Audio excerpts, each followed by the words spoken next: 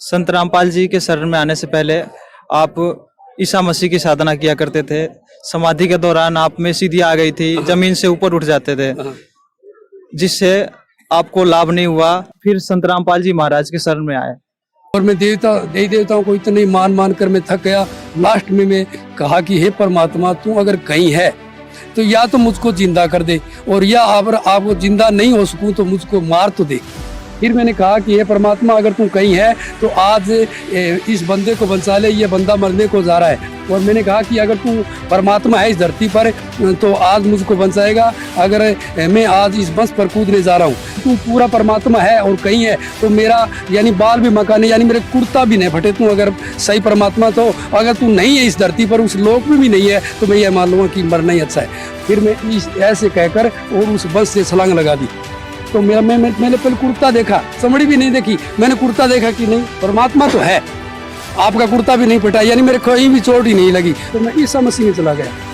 ईसा मसीह में मैं 5 साल तक साधना की। ईसा मसीह में 5 साल साधना करने से मेरे में शांति तो नहीं हुई, लेकिन मेरे अंदर सीधियाँ आ गई। समाधि उठी और उठने के बाद में मैंने कहा ईसा मसीह से कि अगर तू पूरा भगवान है तो मुझको उस साइड में ले चल, और वहाँ पे उस साइड में ले गया। और फिर मैंने कहा तू अगर परमात्मा है तो मुझको इस साइड में ले चल, फिर वो इस साइड में ले गया। माले परमात्मा से और सीधियाँ इतनी आ गई कि ये जो साणे सेवड़े या भूत भात निकालने वाले नहीं, ये तो मैं तो इस लाइन में था, मेरे आगे कुछ भी नहीं थे।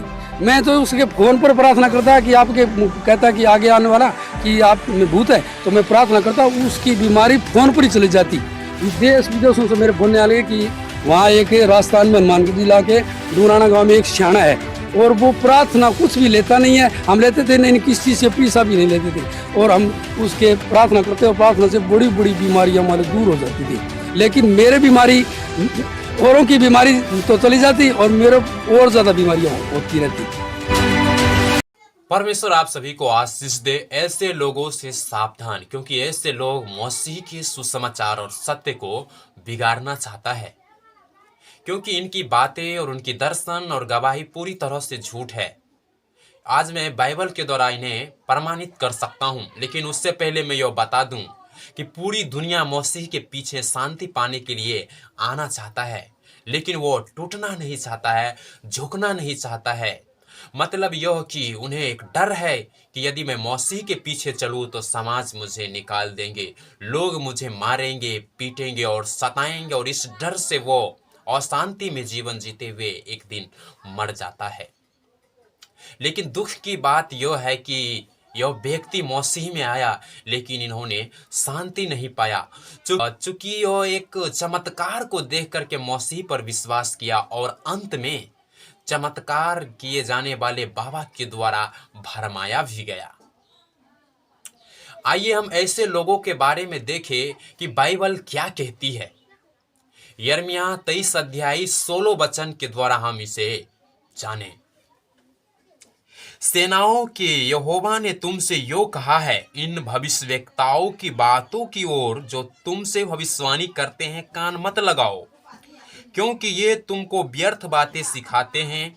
ये दर्शन का दावा करके यहोवा के मुख की नहीं, अपने ही मन की बातें कहते हैं।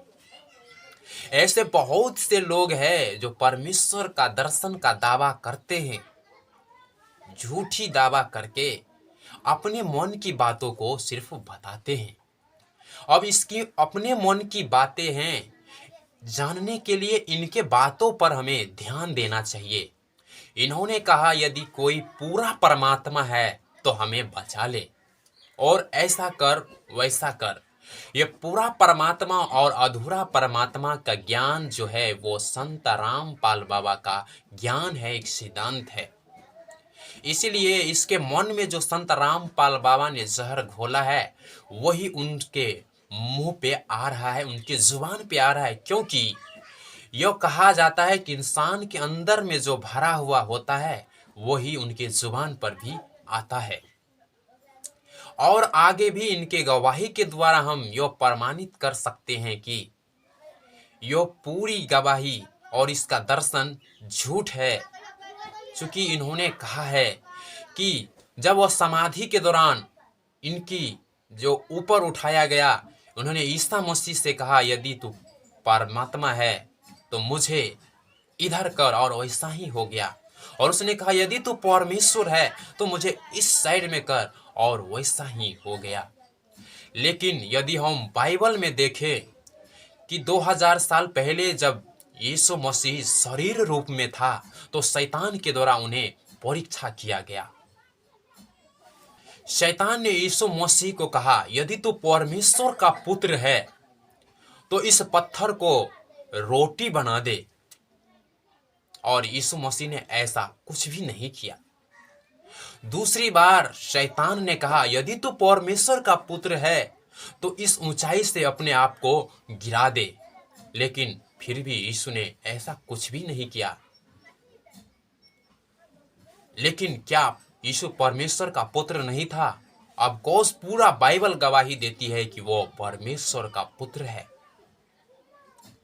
लेकिन यहाँ पर इसकी बातें शैतान की बातें जैसा प्रतीत हो रहा है, और यहाँ पर यह भाई भी यीशु मसीह का परीक्षा कर रहा है कि यदि तू परमेश्वर है तो मुझे इस साइड कर, और वैसा ही हो गया।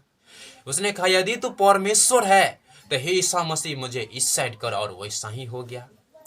यो ईसा मसीह नहीं हो सकता है, यो यीशु मसीह कभी भी नहीं हो सकता। यदि यीशु मसीह ही होता उस जगह पे तो वो एक ही बात कहता, तू केवल अपने प्रभु परमेश्वर की उपासना कर तो तू उद्धार पाएगा, शांति पाएगा, ना कि वैसा ही करता। क्योंकि सर्वशक्तिमान प्रभु परमेश्वर जो था, जो है और जो आने वाला है, आज कल और युगान युग एक सा है, वो कभी भी बदलता नहीं है। इसीलिए हम बाइबल के द्वारा मसीह को पहचान सकते हैं। झूठी दर्शनों के द्वारा हम कभी भी कि यह मसीह है या कोई और है, यह कभी भी हम फर्क नहीं कर सकते हैं, कभी भी पहचान नहीं सकते हैं।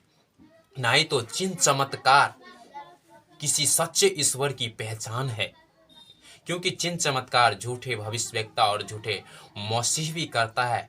इसीलिए इस भाई का यो दर्शन जो यो गवाही दे रहा है पूरी तरह से झूठ है, और ऐसे लोगों से मसीह को सावधान रहना है, क्योंकि शैतान बड़ी चालाकी से मसीहों को भरमाना चाहता है, मसीह लोगों को नष्ट करना चाहता है। मैं आशा करता हूं कि आप परमेश्वर का आशीष और परमेश्वर के वचन को महसूस कर पाए होंगे। परमेश्वर आप सभी को आशीष दे।